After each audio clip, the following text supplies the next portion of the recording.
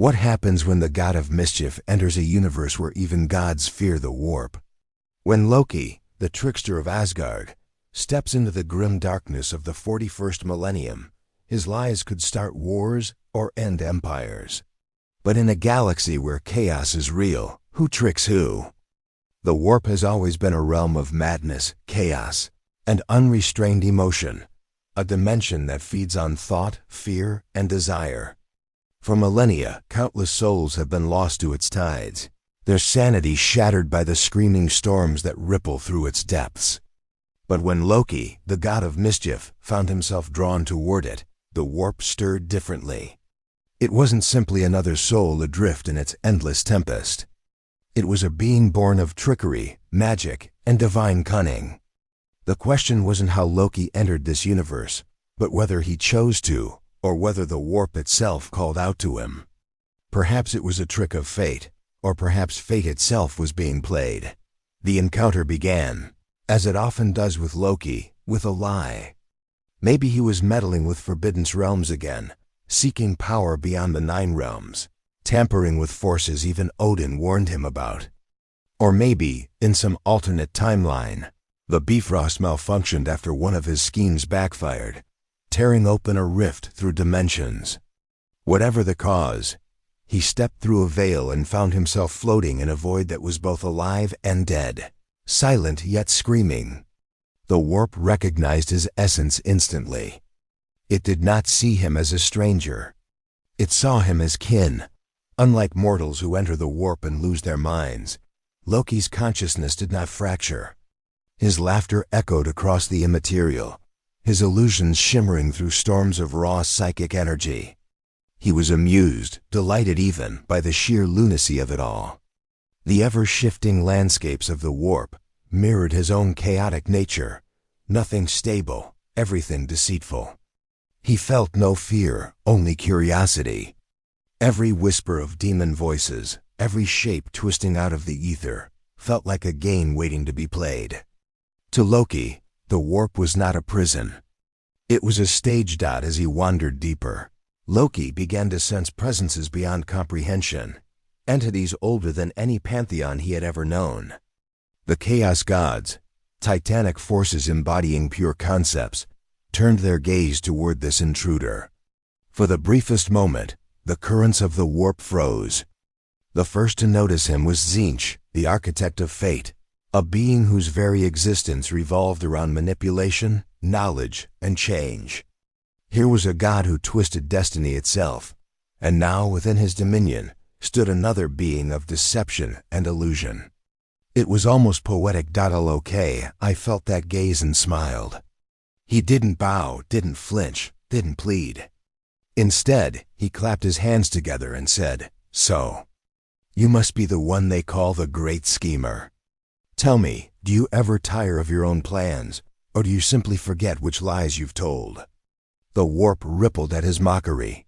Most mortals would have been obliterated for such insolence, but Tzeentch did not react in anger. He was intrigued. A mind that could jest within his presence was rare indeed. The interaction between them was not a conversation in any mortal sense. It was an exchange of thoughts, visions, and possible futures. Tzeentch probed Loki's mind and saw countless faces, 1,000 versions of himself, each playing some cosmic game. He saw Loki's betrayals, his defiance of gods, his endless hunger for mischief. But even Tzeentch, master of schemes, found Loki difficult to read. His mind was not linear. Every plan had a trap, and every trap was itself a lie wrapped in another. Loki's thoughts slipped through the architect's perception like oil through fingers. For the first time in eons, Tzeentch found a riddle that amused him. As Loki wandered further, he discovered that the warp was far more than chaos and madness. It was emotion incarnate. Each swirl of energy pulsed with hatred, ambition, and despair. Loki began experimenting. He projected illusions, and the warp responded. His magic, once bound by the physical laws of the realms, expanded beyond comprehension. He could twist entire sections of the warp into reflections of Asgard, mimic the voices of dead gods, or conjure visions of realities that never were. Every act of trickery echoed back at him with multiplied power. Here, in this realm, his magic was limitless. But every gift in the warp carries a price. He started hearing whispers promising knowledge, urging him to look deeper into the currents of fate. The warp's denizens, demons of all kinds, began circling him, sensing both power and opportunity. Some sought to tempt him into servitude, others to destroy him, but none succeeded. He toyed with them like a cat playing with fire, sometimes letting them believe they'd trapped him, only to dissolve into mist and laughter. It wasn't long before the demons began whispering his name among themselves. They mistook him for a new kind of entity, not a mortal sorcerer, not a demon prince, but something else entirely. Something unpredictable. In time, the warp began to reshape around him, as if acknowledging his presence. Where he walked, fragments of reality flickered, illusions of golden halls and green flame. He became a storm within a storm. Yet deep inside, Loki's curiosity was shifting into strategy. He realized that this dimension was connected to a universe teeming with life, a galaxy drowning in war, faith, and corruption. He felt the psychic screams of billions echoing through the void, sensed the great powers that ruled over mankind, and smiled. A universe where belief shapes reality, where gods rise and fall by the will of mortals. What better playground for the God of Mischief? When he finally emerged from the warp, it was not as a lost traveler, but as an invader armed with knowledge and a thirst for chaos. The path he took was neither accidental nor random anymore. Whether by design or instinct, Loki had used the warp's currents to find the Warhammer universe, and the galaxy would never be the same. Tzeentch had watched countless beings pass through the warp, from mortal psychers screaming in madness to mighty demon princes rising and falling within his endless web of schemes. But Loki was different. He wasn't born of the materium, nor did he belong to the raw immaterial chaos of the warp. He was something in between, a god forged in myth, sustained by belief and sharpened by deceit. His arrival sent ripples across the immaterium that even the most ancient demons could feel. The air thickened with potential, and Tzeentch's laughter, a sound that could twist minds and burn souls, echoed through the screaming void. For the first time in eons, the architect of fate had found something unpredictable. The encounter began not with words, but with visions.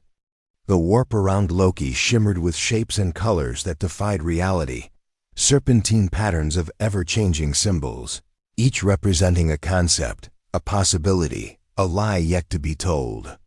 Loki stood amidst them, amused by the spectacle, unfazed by the psychic pressure crushing around him. He could feel the attention of something vast and omnipotent pressing against his mind, testing him, probing him, trying to unravel his essence. He smirked. "You're not the first to try that," he muttered, conjuring an illusion of 1,000 faces, all his own, grinning mockingly at the unseen force. "Careful, or you might lose yourself in the reflection."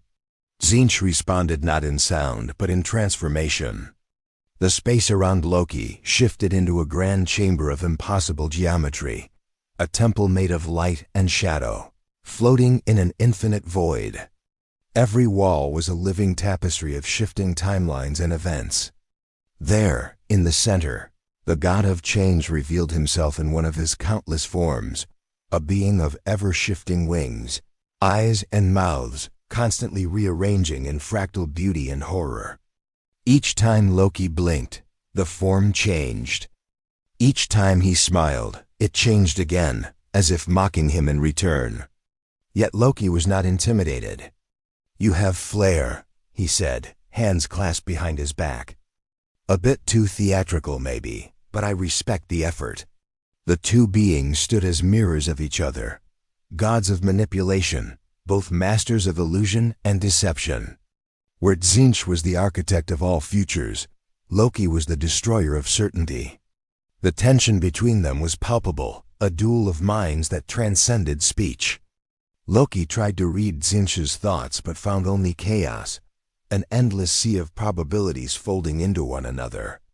Every thought he caught dissolved into another before he could grasp it.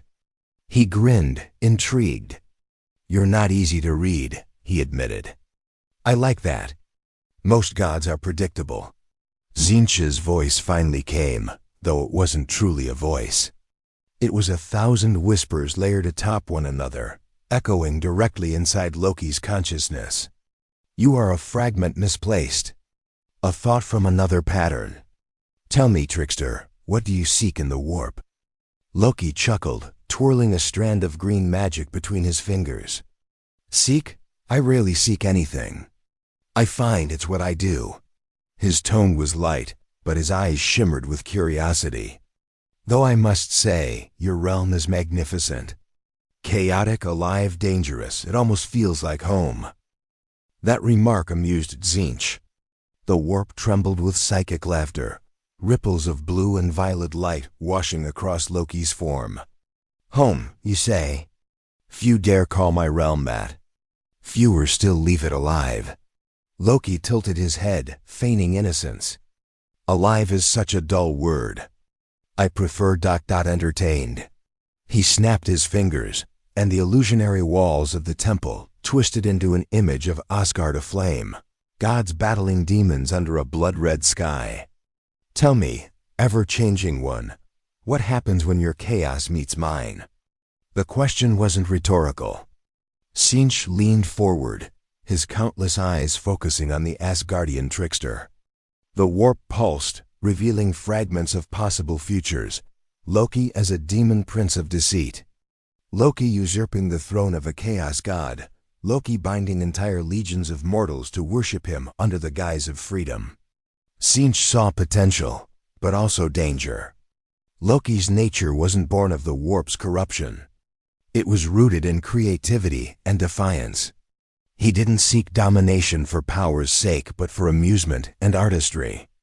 In many ways, he was a rival god, one who could challenge the very narrative of chaos itself. As they studied each other, the boundary between illusion and reality began to blur. Loki found himself momentarily surrounded by visions of his own making. Or were they Tzeentch's? He couldn't tell. In one, he saw himself standing beside the Lord of Change, whispering lies into the ears of imperial leaders, toppling empires through trickery. In another, he was being devoured by the warp, his essence torn apart and absorbed into Tzeentch's web of fate. Every outcome was a trick, every trick a lesson. It was a game neither of them intended to lose. The two gods began a silent contest of creation. Loki conjured illusions that rewrote reality, an image of the Emperor kneeling before him, of Horus reborn, of demons worshipping in his name. Tzeentch responded by weaving those illusions into deeper patterns, turning Loki's own creations into self-fulfilling paradoxes. Each act of deception fed the other, an endless loop of manipulation. Time became meaningless in their duel. Ages could have passed, or perhaps only seconds. Eventually Loki laughed, genuinely laughed. "You're good," he admitted. "You might even be better than me. But tell me, what's the fun in seeing every outcome? Doesn't it ruin the surprise?" That question struck something within Tzeentch, something ancient and uncomfortable. For all his power, for all his knowledge, the architect of fate was bound by his own design. He saw everything, and therefore nothing ever truly surprised him. Loki was chaos-given consciousness, but he was also spontaneity, something Tzeentch lacked. And that realization made him pause. For the briefest moment, Tzeentch considered possibilities he had never before entertained. Could Loki be a piece missing from his own grand design, a variable beyond prediction? Or was he a threat, a wild card that could unravel centuries of carefully woven schemes? The warp's colors dimmed, as if the god of change himself was lost in thought. Loki smirked, sensing his advantage. "Don't think too hard," he said lightly. "I wouldn't want to become one of your little prophecies. I'm far too interesting for that." The chamber dissolved, the vision of Tzeentch fading into an ocean of color. Loki stood alone once more, but he could still feel that gaze watching him, not hostile, not welcoming, but curious. Their meeting had not ended in battle or alliance. It had ended in fascination.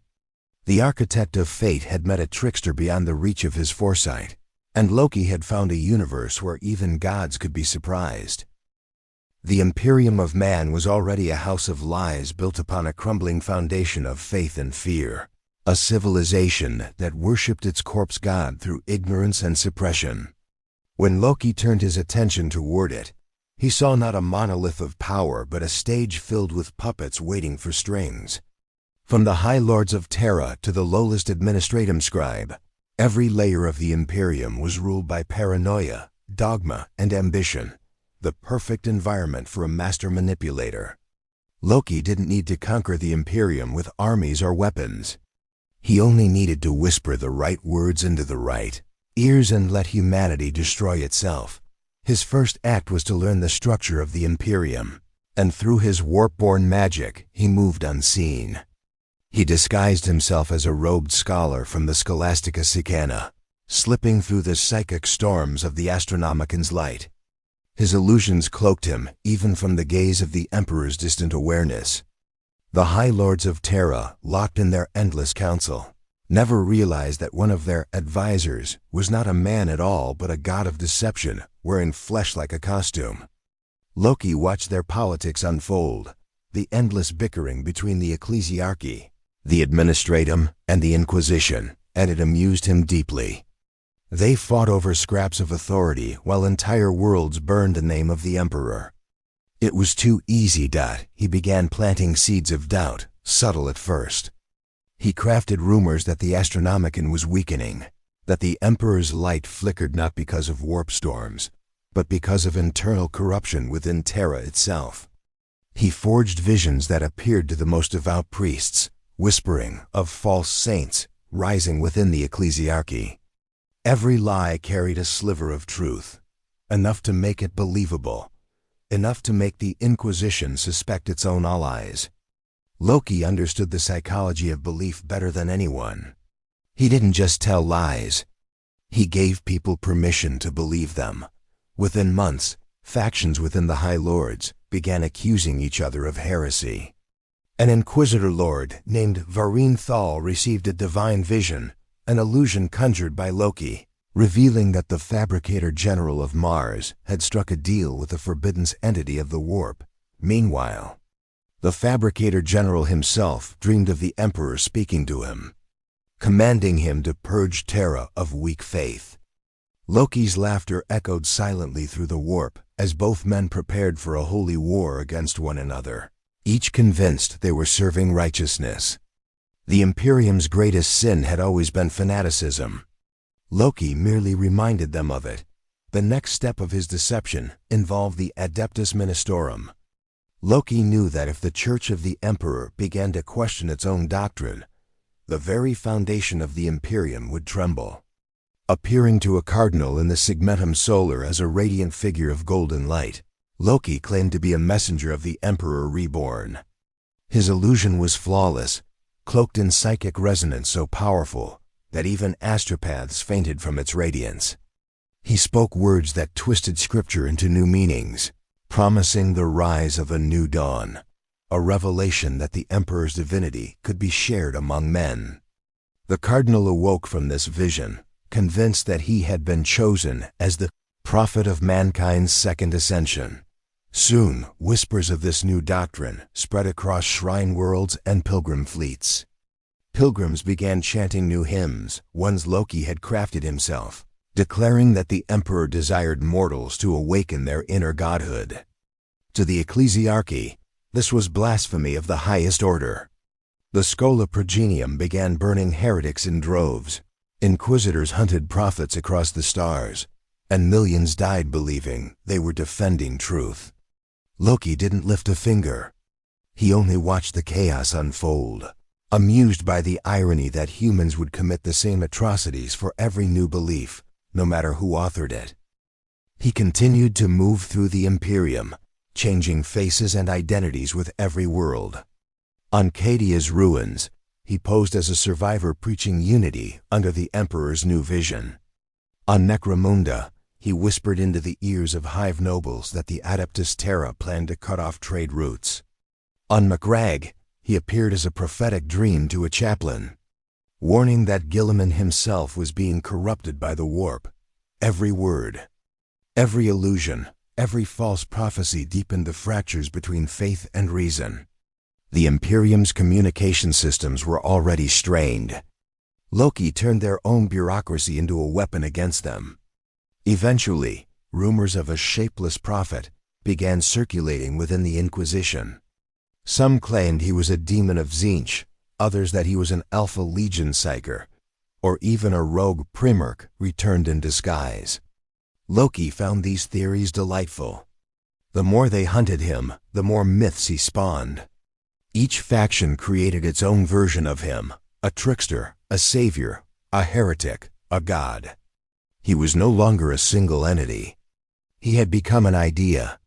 And ideas, he knew, were harder to kill than any army. The Inquisition's paranoia escalated to the point where inquisitors began purging their own ranks. Accusations of possession, sorcery, and treachery became common. Loki's presence distorted reality itself, making illusions appear where none existed. Inquisitors executed innocent psykers believing them to be demons, while real demons slipped by unnoticed. For Loki, it was art, a masterpiece of manipulation painted with the blood of fanatics. Even the Space Marines, pillars of loyalty and discipline, were not immune. On the edges of the Segmentum Obscurus, a chapter received what they believed to be a vision from the Emperor, commanding them to cleanse a nearby world tainted by heresy. When they arrived, they found not cultists but Imperial civilians. By the time they realized the deception, billions were dead, and their own purity was questioned by the Inquisition. Loki watched from afar, his smirk widening as loyalists turned against loyalists. His manipulation of the Imperium wasn't about destruction alone. It was about exposure, revealing how fragile the Empire of Man truly was. Beneath its towering cathedrals and grand armies lay an ocean of fear and doubt waiting to be stirred. Loki had not broken the Imperium through war, but by using its own faith as a weapon. The Imperium's greatest strength, its absolute devotion, had become its greatest weakness. And all it took was a whisper from a god who understood that the most dangerous lies are the ones people choose to believe. The warp was a crucible of psychic power, a boundless ocean of raw motion and energy where thought could become matter and imagination could reshape existence. Loki, whose magic was rooted in illusion, deception, and willpower, found himself surrounded by a force that resonated with the core of his being. The warp didn't suppress his power, it magnified it beyond comprehension. Every lie he told echoed into reality. Every illusion he conjured bent the fabric of existence itself. For the first time in his immortal life, Loki wasn't simply manipulating magic. He was commanding the substance of creation's shadow. The possibilities intoxicated him. At first, he experimented with small acts, simple illusions, familiar tricks to gauge the response of this new alien realm. He conjured mirages of Asgard's golden spires, and the warp responded, not merely mimicking his vision but making it real, breathing with energy. The skies filled with phantom valkyries riding storms of light. The ground trembled beneath impossible architecture, and rivers of molten gold flowed at his whim. Loki laughed at the sight. His illusions had always been temporary, dependent on will and focus, but here they were alive, pulsating with the essence of the warp itself. He realized he no longer had to maintain control. The warp was amplifying his desires, feeding on his imagination and turning it into form. He felt the change within himself as well. The currents of the warp coursed through his divine body, saturating his very soul with psychic resonance. His magic, once limited by the laws of his own universe, became fluid and boundless. He could feel the emotions of beings light years away, the rage of demons, the despair of mortals, the burning faith of Imperial psykers. These emotions weren't distant anymore. They were tangible, threads he could grasp and twist. When he reached out toward a distant human world, he found he could whisper into the dreams of its inhabitants, shaping their thoughts without ever setting foot there. The warp had made him omnipresent, his influence spreading like a subtle infection across the Mater IUM. As he delved deeper into this connection, Loki discovered that the warp didn't merely enhance his magic, it mirrored him. It responded to his every thought, his every whim, reflecting his trickster nature in unpredictable ways. When he felt mischievous, the warp shimmered with color and laughter. When he felt rage, it burned with emerald storms that devoured everything around him. It was as if the warp itself was learning from him, adapting to his moods, evolving to reflect his mind. The realization both fascinated and unnerved him. For all his arrogance, Loki understood power when he saw it, and this was power beyond control. He had become both master and student of the same chaos. The demons sensed his growing influence, drawn to him like moths to a flame. Some worshipped him, mistaking him for a new chaos god rising within the Imperium. They called him the Liar King, the Emerald Flame, and the Whisper Between Truths. Others feared him, whispering that he was something alien, a god not born from mortal emotion but from trickery itself. A concept that defied the natural laws of the warp. When a host of Lord of Change demons approached him, seeking to measure his power, Loki greeted them not with hostility but with amusement. They asked who he served, expecting him to name Tzeentch or perhaps Chaos Undivided. He only smiled and said, "I serve the story, and right now it's mine." He demonstrated his newfound mastery by weaving illusions so intricate that even the demons couldn't distinguish them from reality. He created false warp storms that devoured entire demon hosts, traps of thought and illusion that twisted their perceptions until they tore themselves apart. The demons' screams echoed across the Imperium, not from pain but from confusion, unable to tell what was real. Loki's laughter filled the void. He realized he had discovered a weapon unlike any other, deception so powerful it could rewrite reality itself. In the warp, lies had weight. Over time, Loki learned to manipulate the currents of psychic energy as though they were threads of fate. He could bend the flow of time within small pockets of the warp, replaying moments, altering outcomes, creating paradoxes that confounded even the most ancient demons. When a powerful entity tried to ensnare him with a binding sigil, Loki simply stepped backward through time, or forward, or sideways, depending on how one defined movement in the Imperium, and appeared behind his would-be captor, whispering, "Try harder next time." His mastery of illusion had transcended the visual or mental. It had become existential. He could lie to the fabric of reality itself. This deep connection, however, came with danger. The warp was not a tool to be used without consequence. Every act of creation, every illusion made real, drew the attention of the Chaos Gods. They began to see him not just as an anomaly, but as a rival. Tzeentch in particular observed him closely, curious whether Loki was another thread in his grand design or a rogue variable even he hadn't foreseen. Loki, for his part, enjoyed the attention. He began crafting illusions specifically for the gods themselves, entire realities of false prophecy and fabricated destinies. He once allowed 1,000 demons to believe they were witnessing the birth of a new god, only to reveal it was all a mirage, dissolving into laughter and green flame. Even Tzeentch had to admire the artistry.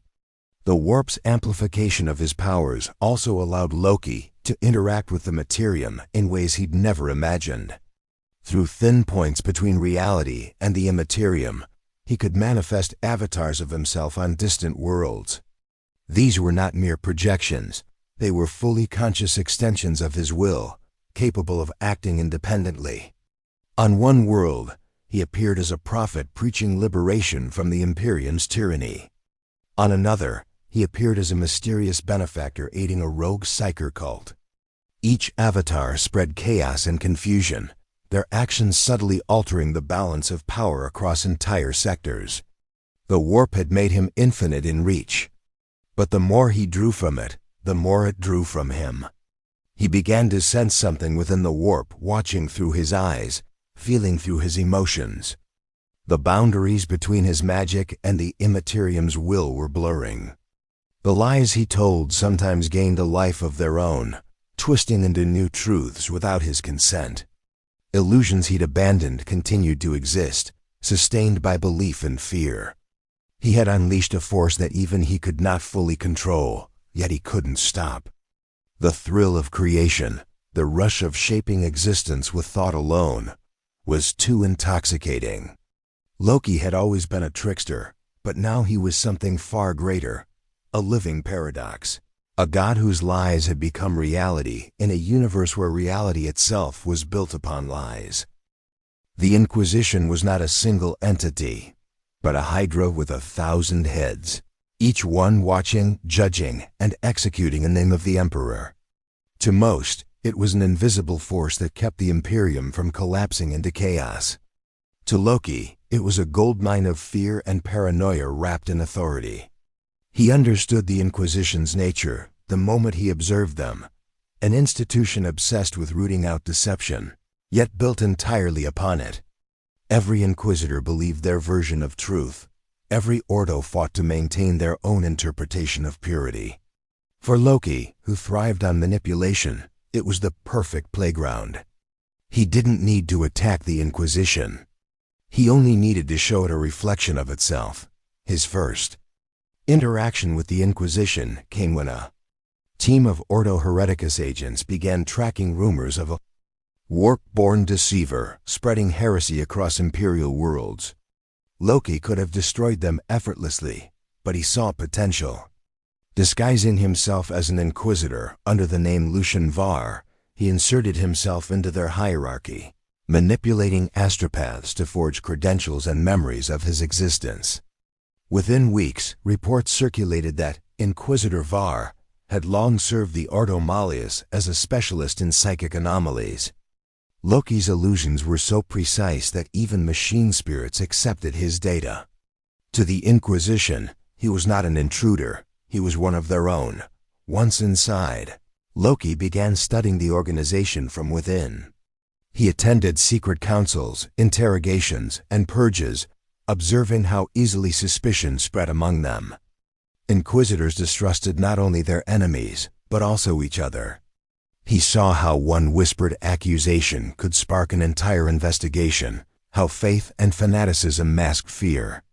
To Loki, it was art in motion, a living theater of deceit. He started planting small ideas, suggestions made during strategy meetings or in private conversations. What if, he mused to one Inquisitor, some of our psychers have been tainted not by the warp, but by false visions from within the Astronomicon? The statement was subtle, but it lodged in the man's mind like a splinter. Within days, reports of corrupted astropaths began surfacing across multiple sectors. As the Inquisition turned inward, Loki deepened his game. He crafted psychic illusions during interrogations, making prisoners appear to speak truths they never knew. Heretics confessed to serving cults that didn't exist, and psychers claimed to have seen demons that were never there. The Ordo Hereticus began purging entire planetary populations based on fabricated confessions. Loki didn't feel guilt. To him, this was proof of how fragile truth really was in a realm built on blind faith. The Inquisitors saw what they wanted to see, and he gave it to them in abundance. It wasn't long before certain Inquisitors began suspecting each other.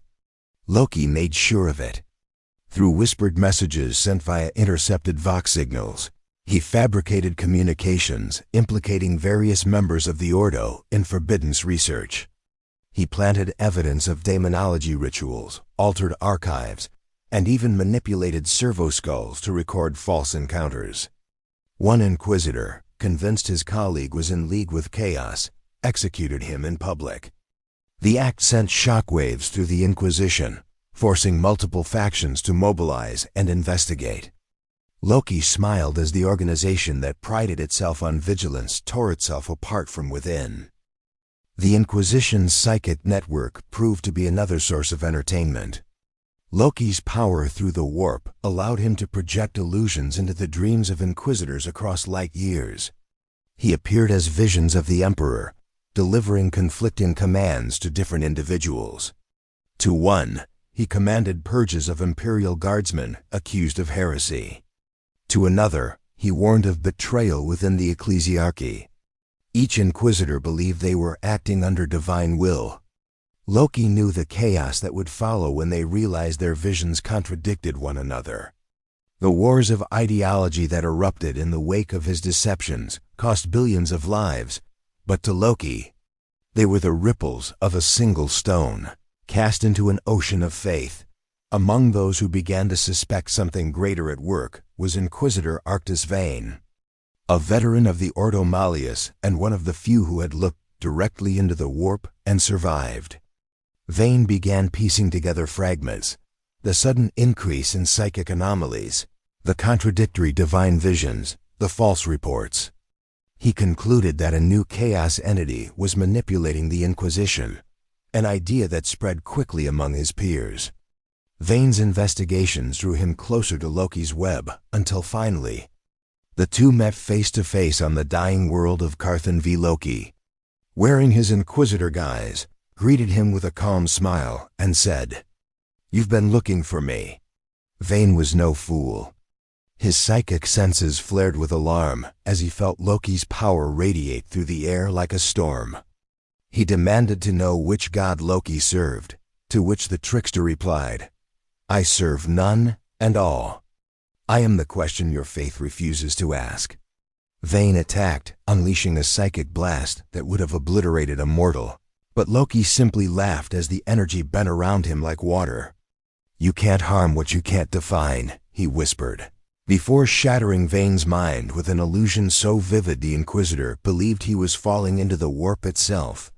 When it was over, Vane's body remained intact, but his sanity was gone. Loki left him alive as a warning, or perhaps as another game piece. The Inquisition's response to Vane's madness was immediate and destructive. His warnings about a new god of lies spread like wildfire, and soon multiple Ordos began investigating one another for potential infiltration. Loki fanned the flames by appearing as different Inquisitors across multiple systems, giving contradictory orders and manipulating entire sectors into chaos. Fleets were redirected, purges were ordered, and entire worlds burned because of phantom directives. The Ordo Hereticus accused the Ordo Malleus of corruption. The Ordo Xenos accused both of consorting with demons. The Emperor's servants had become their own greatest threat. Even the Grey Knights, those psychic warriors bred to combat demons, began sensing something they couldn't categorize. They could feel Loki's presence, powerful, elusive, but not entirely warp-born. When they attempted to track him through psychic resonance, they found nothing but reflections of themselves. Loki's illusions mirrored their minds, turning their pursuit into a spiral of confusion. In one haunting encounter, a squad of Grey Knights cornered Loki's manifestation on a deserted moon, only to discover that every one of them was facing a reflection of themselves. Each one convinced the others were demons in disguise. By the time they realized the truth, they had slaughtered each other. Loki's conflict with the Inquisition became legend within the hidden circles of the Imperium. No one agreed on what he truly was: a chaos god, a warp ghost, or an ancient Xenos entity. To the Inquisition, he was an unsolvable enigma, a paradox that defied classification. But Loki knew the truth. He had turned the most vigilant force in the galaxy into his own stage. The Inquisition existed to uncover lies, and in doing so, it became the greatest lie of all. The Imperium of Man was unlike anything Loki had ever encountered. It was a civilization built not upon enlightenment or reason, but upon the worship of a corpse bound to a throne, sustained by faith and fear in equal measure. The sheer scale of its devotion fascinated him. Entire planets bowed to an emperor who never spoke, never moved, yet ruled more completely than any monarch in Asgard or Midgard ever had. Billions prayed daily for salvation from horrors they could not comprehend, while their leaders wielded faith like a weapon sharper than any blade. To Loki, it was the perfect paradox, a godless empire obsessed with gods. He could feel the weight of its hypocrisy the moment he stepped into its domain, and he smiled. Here, lies were not merely tolerated. They were the foundation of existence. He moved among imperial worlds wearing 100 different faces. On one planet, he was a preacher in tattered robes, whispering of hidden truths to the downtrodden masses. On another, he posed as a saint reborn, performing illusions that the desperate interpreted as miracles. The more he observed, the more he realized how deeply the Imperium relied on belief as its only glue.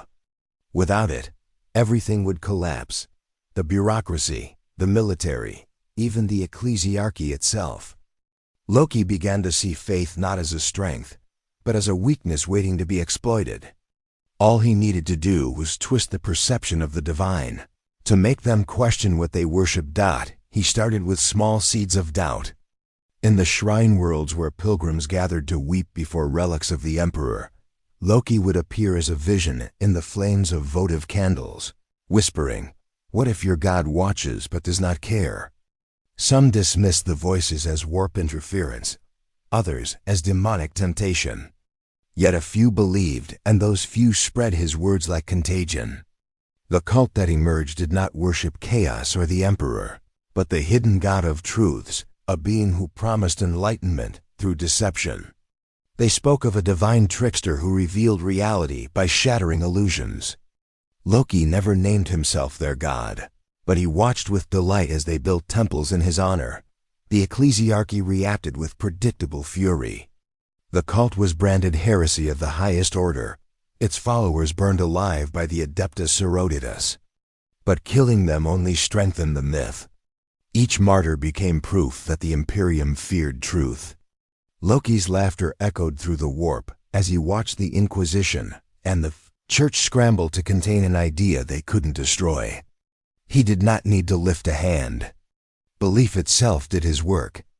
In a realm where faith defined reality, his lies became divine revelation. To the nobles and planetary governors, he appeared differently. He came as an advisor, a prophet cloaked in humility, offering counsel that appealed to their pride.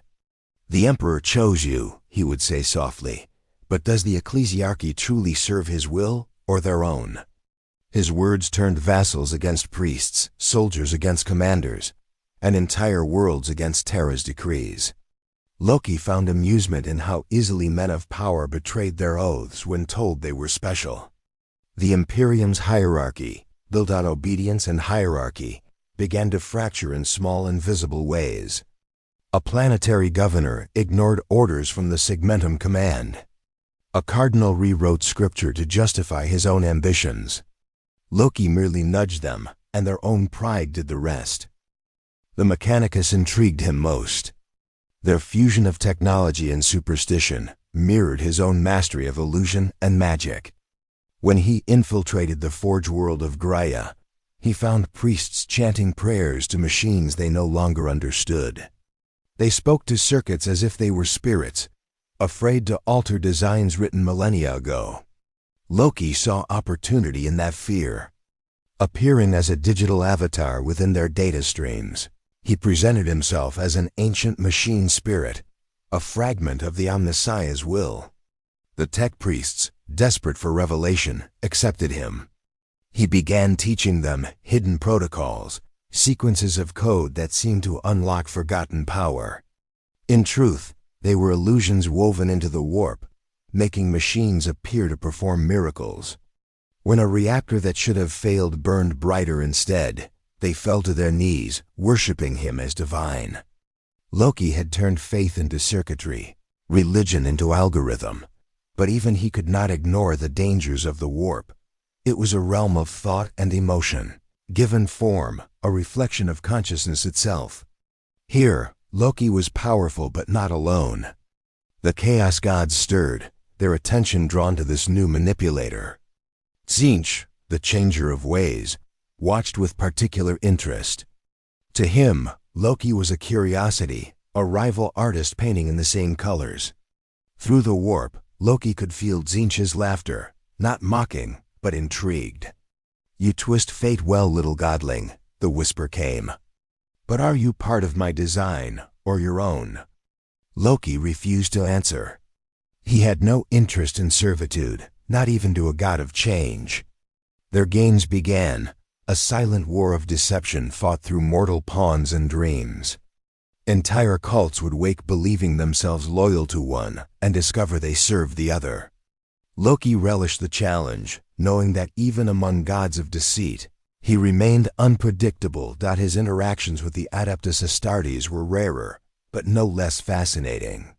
The Space Marines, those transhuman warriors bred for devotion and violence, were unlike any beings he had met. Their faith was absolute, their purpose singular. To manipulate them was nearly impossible, nearly. On a crusade world ravaged by chaos, Loki appeared as a vision to a chapter of Marines who believed the Emperor had granted them guidance. He led them toward a holy artifact, which was in fact a device of his own creation, a relic that projected illusions directly into the mind. When they activated it, the Marines experienced visions of victory, believing themselves invincible. They fought harder, pushed deeper into enemy lines, and were wiped out to the last man. The Imperium recorded their deaths as a glorious sacrifice. Loki considered it a perfect experiment in the power of belief, to die for a lie and call it honor. Wherever he went, Loki left ripples that distorted the Imperium's fragile unity. He did not seek conquest. He sought amusement, a stage large enough for his art of lies. Yet, with each manipulation, the warp around him grew restless. His name began to appear in forbidden texts, whispered among inquisitors and heretics alike. Some called him the Laughing Serpent, others the False Prophet, others still the God of Hidden Faces. Loki never denied these titles. He wore them like trophies. The Imperium's vast machine of faith had finally met an illusion it could not banish or burn. To them, he was heresy incarnate, a living contradiction that turned worship into mockery and truth into a weapon sharper than any blade. Loki's descent into the domain of chaos was not one of fear or submission, but of curiosity. The warp, with all its infinite horrors, had already shown him glimpses of its true masters, beings of immense and incomprehensible power, each embodying a primal truth of existence. They were not gods in the way Asgardians understood divinity. They were concepts given form, consciousness born from emotion. To mortals, they were the stuff of nightmares, but to Loki, they were puzzles to be solved, rivals to be studied, and perhaps, if his schemes succeeded, players to be manipulated. Of all these beings, the one that drew his interest most was Tzeentch, the changer of ways, the god of deceit, knowledge, and transformation. Loki saw in Tzeentch a reflection of himself, a mirror warped through eternity, and he wondered which of them was the better liar. Their first encounter had not been direct. When Loki entered the warp, he felt Tzeentch's presence immediately, a shifting awareness that was everywhere and nowhere at once.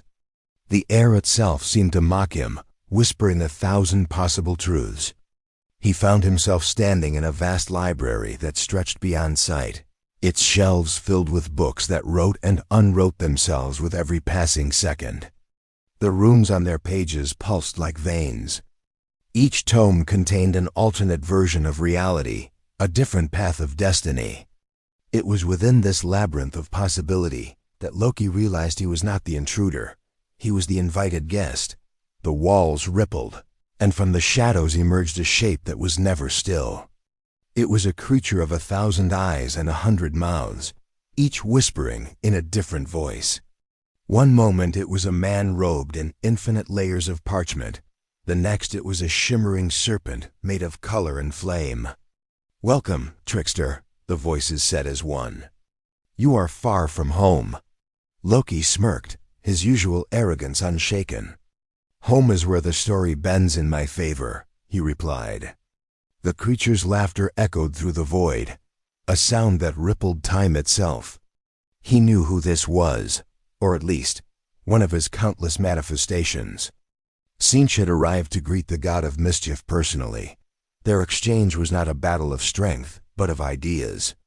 Loki conjured illusions, weaving visions of infinite futures where he ruled as a god among mortals, where Asgard knelt before him, where the chaos gods themselves were bound by his will. Tzeentch responded not with words, but with shifting possibilities. In one instant, Loki saw himself sitting upon the golden throne of Terra, worshipped as the new emperor. In the next, he was reduced to a mindless husk, enslaved by his own ambition. You think you can master fate, Tzeentch's many voices whispered. But every choice you make is one I have already foreseen. Loki laughed. Not because he dismissed the claim, but because he saw the challenge within it. Then perhaps, he said, you should start taking notes. From that moment, their relationship became a dangerous dance, neither alliance nor enmity, but something in between. Tzeentch saw in Loki a spark of unpredictability that even he could not fully anticipate. The Asgardians' magic operated outside the strict boundaries of the warp's rules, shaped by ancient cosmic laws and the unique blend of divine energy that flowed through him. Loki, on the other hand, studied Tzeentch's influence with fascination. The way he twisted mortals into pawns, how every action had a hidden layer, how even defeat served a greater plan. It was art, pure and terrible. Loki wanted to learn, but not as a student. He wanted to compete. He began testing the boundaries of the Changer's power. In the warp, Loki created illusions so intricate that demons themselves were fooled into believing new realms existed. He crafted false prophecies that spread among the followers of chaos, leading some cults to worship him as Tzeentch reborn. Each lie became a ripple in the ocean of fate, and each ripple distorted the great god's web of plans. For a being who prided himself on omniscience, Tzeentch found this invigorating. The Changer of Ways began sending visions to Loki, riddles wrapped in symbols, tempting him toward greater acts of deception. They toyed with entire sectors of the galaxy like two chess players moving armies as pawns, each trying to outmaneuver the other without ever meeting again in full. One such game unfolded on the demon world of Sorceress, a realm that existed both within and outside time. There, Loki disguised himself as a herald of Tzeentch, gathering legions of demons under his banner with promises of a new prophecy of change.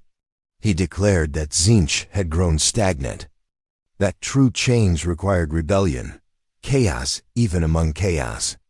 For a brief moment, millions of demons turned their faith toward him. Their colors shifted, their forms twisted, an entire tide of belief transformed in his name. But Tzeentch, ever the weaver of paradoxes, allowed it. The rebellion that Loki sparked became part of Tzeentch's own grand design, feeding his essence rather than diminishing it. Loki realized to his amusement that he had both won and lost at the same time. "You're good," he whispered into the ether, "but not good enough to bore me." Over time, Loki's presence began to alter the warp itself. Areas once dominated by Tzeentch's sigils began to shimmer with green and gold, colors of Asgardian magic. The demons that served Tzeentch began taking forms reminiscent of tricksters and jesters, blending the iconography of both gods. Some began calling Loki the Laughing Change, a title that amused him greatly. The more he meddled, the more intertwined his essence became with that of the warp's fabric. He was no longer just an intruder. He was becoming a variable in Tzeentch's eternal equation. And that, perhaps, was the Changer's greatest concern. Despite their rivalry, there was a mutual understanding, a respect between manipulators. Loki knew Tzeentch could destroy him if he wished, just as Tzeentch knew Loki could disrupt his plans in ways no demon or sorcerer ever could. Their coexistence became symbiotic. Loki thrived on chaos, and Tzeentch thrived on the uncertainty Loki brought. The God of Mischief had become part of the grand game of fate, a wild card that even destiny struggled to account for. Yet deep down, Loki knew this was exactly where he belonged. For a trickster, there was no greater thrill than outwitting the architect of deception itself, even if, in the end, the architect wanted him to. When Loki finally stepped onto a battlefield in the Warhammer 40K universe, it was not as a conqueror, but as a manipulator who preferred strings to swords. War was constant across the stars, endless, senseless, and drenched in devotion to causes that no longer remembered why they began. To Loki, this was theater, and the Imperium, Chaos, Eldar, and Orcs were all actors too blind to see their own scripts. He saw in this galaxy not tragedy, but opportunity, a stage vast enough to test his greatest experiment yet. What happens when belief itself becomes the weapon? The forces of the Imperium clashed with heretics and Xenos, each side convinced of its own righteousness. And Loki intended to twist that conviction until the line between truth and illusion shattered completely. He started small, appearing to a regiment of Astra Militarum soldiers during a siege on a dying world. Exhausted, starving, and losing faith, they prayed to the Emperor for deliverance. Loki appeared in the midst of their desperation as a radiant figure of golden light, cloaked in illusion so perfect that even the warp's energy bent around it. To the soldiers, he was the Emperor incarnate, walking among them. He spoke not of faith, but of self-belief, telling them that true power came not from obedience, but from the will to reshape destiny. They rallied with newfound zeal, shattering enemy lines with suicidal ferocity. Only after victory did the illusion fade, and the survivors began to whisper that the Emperor had tested them with deception. Within weeks, inquisitors arrived to purge the regiment for heresy. The story spread anyway. Loki smiled, knowing that even punishment could not kill a myth once it took root. Elsewhere, among the dying craft worlds of the Eldar, he appeared not as a human deity, but as one of their own, a wandering seer claiming visions from the laughing god, Tzeentch. Loki's respect for that being ran deeper than most. Tzeentch, the great harlequin, embodied mischief and defiance in the face of cosmic doom. Loki saw in him a kindred spirit, though perhaps more tragic than he would ever admit. Among the harlequins, Loki found both admiration and rivalry. They danced and spoke in riddles, their performances echoing the cycles of life and death. Loki joined them briefly, taking part in their rituals, weaving his illusions into their plays. But even they could sense something alien about him.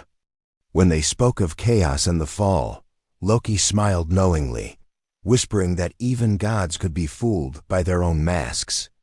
Some harlequins began to question their own tailies, their laughter taking on a darker edge. Loki left soon after, content to have planted another seed of doubt among those who already danced on the edge of madness. Among chaos warbands, Loki's reputation grew like wildfire.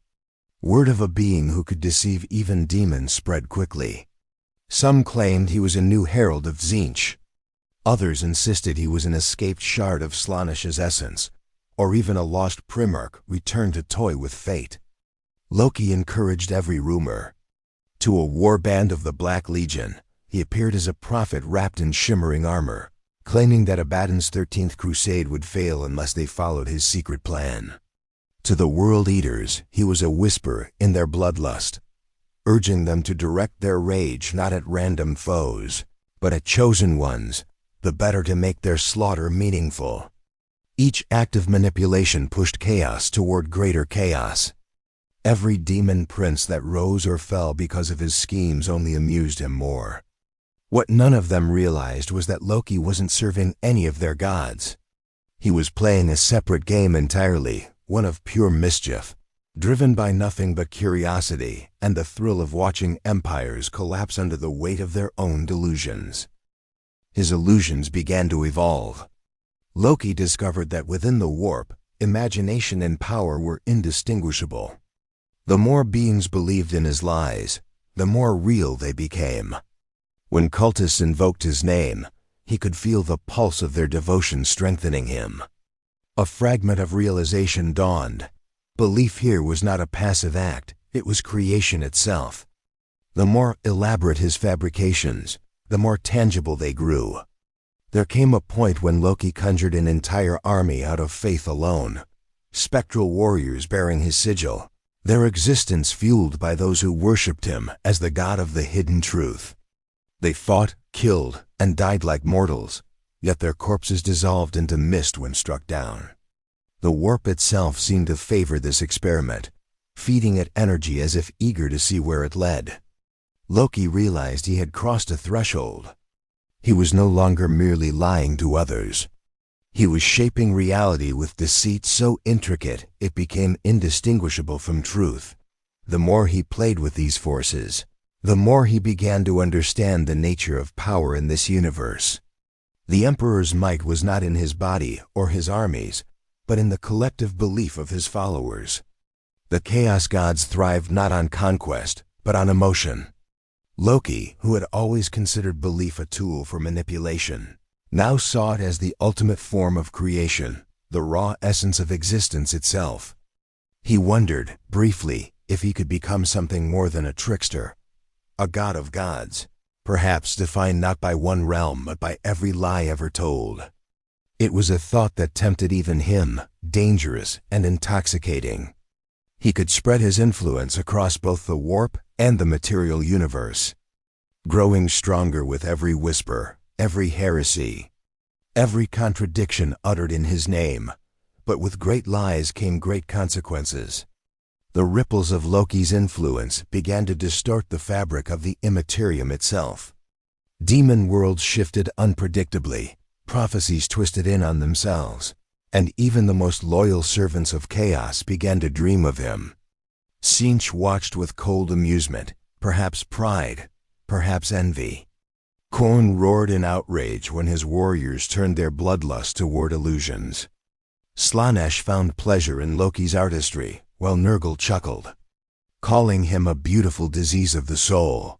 For the first time, all four ruinous powers took notice of a being who did not belong to their eternal pantheon, but played their own game upon their board. Some sought to recruit him. Others wished to destroy him. Loki, of course, planned to let them try both. In the mortal realm, his legends continued to grow. Priests cursed his name from pulpits. Heretics invoked it in secret. To some, he was a devil. To others, a liberator. In the shadows of Terra, inquisitors debated his nature. Was he a new chaos god or something else entirely? Loki found this delightful. Every theory, every argument, every moment of doubt added to his strength. He had turned the greatest weapon of the 40K universe, belief, into his personal arsenal. As armies marched and galaxies burned, his laughter echoed through the warp, eternal and mocking, a sound that neither angels nor demons could silence. When Loki began to fully understand how the galaxy of Warhammer 40,000 functioned, he realized that chaos and order were not opposites. They were codependent illusions, endlessly feeding one another. Every victory was temporary, every peace an illusion, every truth a mask hiding yet another. It was in essence a universe made in his image. The humans fought for an emperor who was long dead. The Eldar mourned a civilization that had destroyed itself through indulgence, and even the gods of chaos were trapped in an endless cycle of hunger and reaction.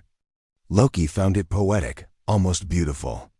He saw a world where everything that lived, killed, or worshipped was a liar, some knowingly, others by necessity. It was here, amid this eternal contradiction, that Loki's purpose began to shift. He no longer sought simple mischief or fleeting amusement. He wanted to reshape the game itself. He began his experiment with truth, knowing that in a universe built on lies, the truth could be the most dangerous weapon of all. He traveled to the Hive world of Belisar Prime, a planet where billions lived in darkness beneath towering spires, their faith in the Emperor absolute. Disguised as a lowly preacher, Loki began to speak in quiet tones of revelation. His sermons did not promise salvation or forgiveness. They promised understanding. He told the people that the emperor was not a god, but a man who had ascended through belief. He whispered that faith itself was the true power, not the object of it. Those who listened felt something awaken inside them, something both liberating and terrifying. They began to see the hypocrisy of the ecclesiarchy, the cruelty of the Inquisition, and the absurdity of worshipping a corpse on a throne. Within a few weeks, riots erupted across the Underhive. Workers turned on their masters, chanting not for chaos or rebellion, but for freedom from belief itself. Loki left before the Arbites arrived, but his laughter echoed through the burning streets as the planet tore itself apart. In another corner of the galaxy, he sought out the Eldar once again. This time, he approached not the Harlequins but the Farseers of Ulfwu, those who gazed into the threads of destiny. He appeared in their sacred chamber as a shifting reflection, taking the form of an Eldar god they did not recognize. The Farseers demanded his name, and he gave none. Instead, he asked a question: if you see all futures, why do you still fear them? The query rippled through their ranks like poison. They prided themselves on knowing destiny, on guiding their people away from annihilation, yet they lived in constant terror of the very fate they sought to escape. Loki offered them an alternative: to embrace uncertainty as truth. To accept that destiny was a lie told by the universe to keep them obedient. The Farseers debated for weeks after his departure, their prophecies clouded by doubt. Some began to see visions not of their traditional gods, but of a laughing figure cloaked in green and gold, mocking them from the edges of the webway.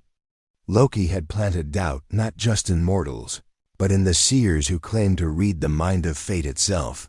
Meanwhile, among the followers of chaos, Loki's legend began to evolve into something more complex. He was no longer seen merely as a trickster or false prophet, but as an embodiment of the void between faiths. Cults arose that rejected the dominance of any one god, instead preaching the worship of chaos as a concept pure, formless, and beyond the grasp of even the ruinous powers.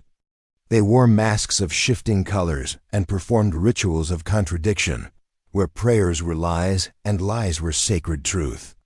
To some, Loki appeared as their patron, granting them visions of power through paradox. To others, he was the enemy of the pantheon, a cosmic thief stealing belief from the great gods themselves. In the demonic realms, Tzeentch watched this unfold with cautious fascination. For Loki's growing influence was beginning to alter the tides of the warp, where belief once flowed predictably between the four great powers. Now it splintered into infinite directions, feeding something new, something undefined. Even the orcs, beings of pure instinct and aggression, felt echoes of his presence. Their shamans began telling tales of Dagreen Git, a god who tricked Mork and Gork into fighting each other just for the fun of it. When asked what this trickster's purpose was, they answered, "He don't have a one." That's the funny bit. The orcs laughed, but in their crude way. They understood Loki's essence better than most. His mischief wasn't about conquest or control, but the sheer joy of watching certainty unravel. In their chaotic laughter, Loki felt oddly at home, on the distant shrine world of Veneris. The ecclesiarchy constructed a new cathedral dedicated to the emperor's purity. The day it was consecrated, a vision appeared in the sky above it, Loki's smirking face, carved in light, laughing as the cathedral's spires melted into molten gold. Witnesses reported hearing his voice echo across the planet. "Even your god wears a mask." Millions fell to their knees, some praying louder, others weeping in terror. The Inquisition arrived within days, executing thousands in an attempt to contain the heresy, but the damage was already done. The idea had spread that maybe the emperor himself was just another illusion. One more story in an infinite web of deception throughout all of this. Loki began to realize that his role in this universe was changing. The more he meddled, the more the fabric of reality adapted around him. Demons began mimicking his shape. Prophets spoke his name in their dreams. Warp storms erupted spontaneously wherever his influence lingered, creating regions of space where time folded back upon itself, where armies fought battles that never ended because every victory reset the field. It was as though the galaxy itself was becoming part of his performance. Yet even as his power grew, Loki remained amused, never satisfied. He understood that chaos, once given purpose, ceases to be chaos. That was his eternal truth. The trick is never to win, but to keep the game going forever. In the halls of the Imperium, Tzeentch whispered to the other chaos gods that perhaps Loki was not an intruder, but the universe's own way of correcting itself. A living contradiction to keep even the divine uncertain. The others scoffed, but none dismissed him entirely. Even the Emperor, bound to his golden throne, seemed to stir faintly in the warp's reflection, as if sensing a presence that threatened to unmask the illusion of his eternal divinity. Across all realities, laughter echoed, soft, sharp, and eternal. When Loki had finally traversed the endless madness of the warp, and toyed with every god, cult, and empire that crossed his path, something unexpected began to take shape. His influence had spread so far that even the laws of the galaxy seemed to bend around him. The Imperium whispered his name in fear. The demons of chaos invoked it with awe, and mortals across countless worlds began to dream of a figure wrapped in emerald light and silver flame. Loki had become more than a visitor in this grimdark reality. He had become part of it, a myth taking root in the collective mind of a universe already overflowing with faith, despair, and deception. The difference was that Loki did not crave worship. He craved motion, the unending play of lies, the thrill of twisting meaning until reality itself forgot where it began. But the galaxy, ever hungry for gods, refused to see him as anything less. As his legend grew, strange phenomena began to occur across imperial space. Worlds would suddenly experience anomalies of time, days repeating themselves, histories rewriting overnight, soldiers fighting wars that no longer existed. Inquisitors called it the Green Mirage, a corruption of reality they could not trace. On demon worlds, entire fortresses of chaos vanished into illusion, leaving behind only laughter that lingered for days. Even the navigators, whose third eyes could pierce the warp, began reporting glimpses of a figure moving between the tides of unreality, not demon, not god, but something that walked freely where even gods hesitated. Loki had become a paradox embodied, a creature who could deceive the very laws of the universe. He began visiting worlds not to conquer, but to test how far his influence could go. On one Hive world, he appeared as a masked prophet preaching rebellion against both chaos and the Imperium, insisting that the galaxy's eternal war was not a destiny but a choice. He claimed that the gods, whether divine or demonic, only existed because mortals allowed them to. The people listened, for his words resonated with something buried deep in their souls. When the Inquisition arrived to silence him, they found not a cult, but an entire population that no longer believed in anything, neither God nor emperor, neither hope nor fear. The world became eerily quiet, free from faith, free from prayer. For the first time in millennia, the warp above it went still, as if holding its breath. Loki watched from orbit, both amused and unsettled. He had always thrived on belief, yet here was a glimpse of a universe that had ceased to dream, and it terrified him more than any demon could. He next turned his gaze toward the Necrons, the ancient undying legions who had purged their souls to achieve immortality. To Loki, they were fascinating, beings who had sacrificed everything that made them alive in exchange for power. He infiltrated one of their tomb worlds, cloaking himself in illusions even their hyper-advanced sensors couldn't pierce. There, among endless halls of silent warriors and cold machinery, Loki confronted their cryptechs, the techno-sorcerers who maintained their necrodermis bodies. He told them of their lost souls, of the laughter and chaos they had traded for order. "You have eternity," he said. "But what is eternity without uncertainty?"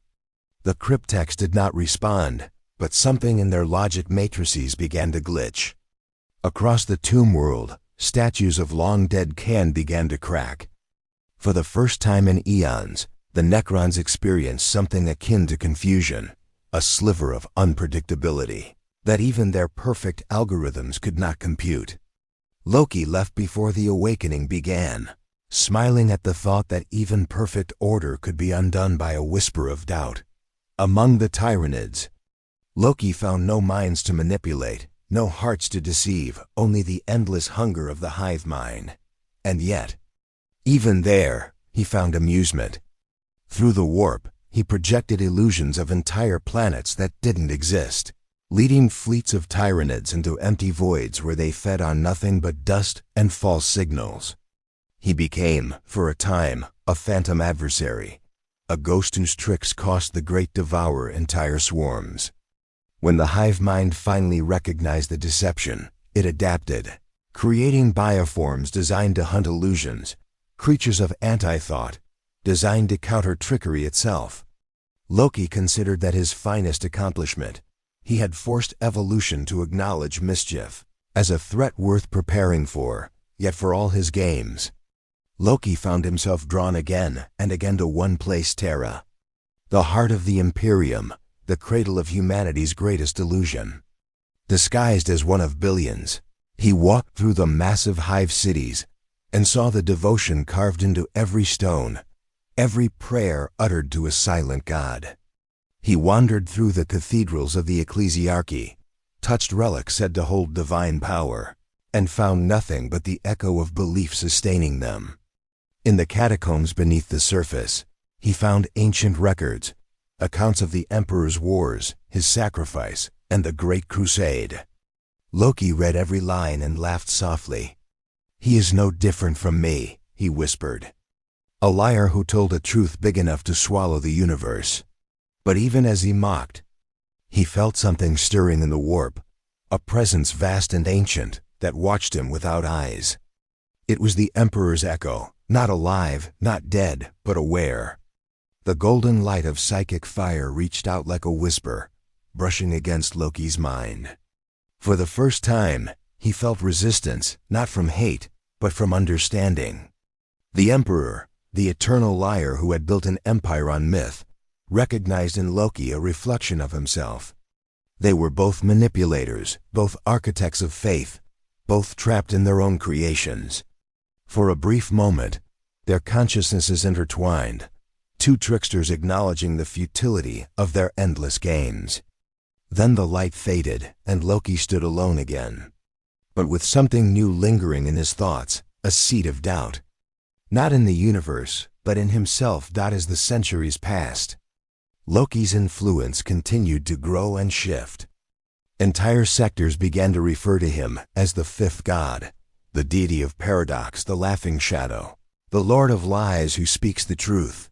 He neither confirmed nor denied these titles. Wherever his name was spoken, the warp shimmered, reality flickered, and truth twisted. He had become both disease and cure, both question and answer. Some believed he would one day challenge the chaos pantheon itself, overthrowing the changer of ways and taking his throne. Others believed he already had, and that Tzeentch's laughter in the warp was merely Loki wearing another mask. None could tell, not even the gods.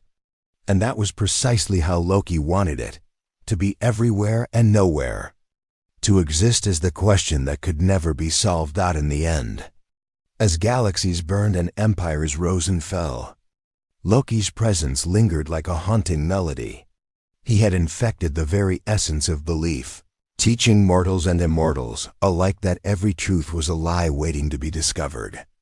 In a universe built on endless war and faith, he had introduced something far more dangerous: doubt. Not the kind that weakens, but the kind that liberates.